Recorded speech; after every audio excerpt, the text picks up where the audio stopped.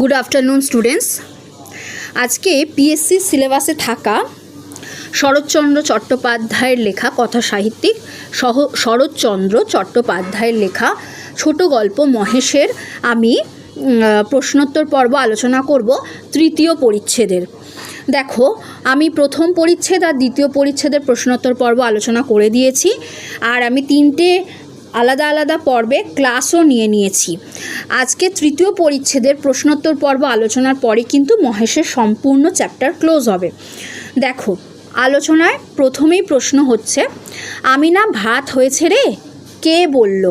গল্পে আছে, দেখবে, আমি না ভাত হয়েছে রে, কে বলল?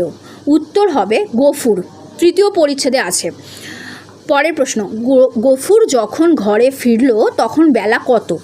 গফুর যখন ঘরে ফিরল তখন বেলা কত? উত্তর হবে দ্বীপ্রহর,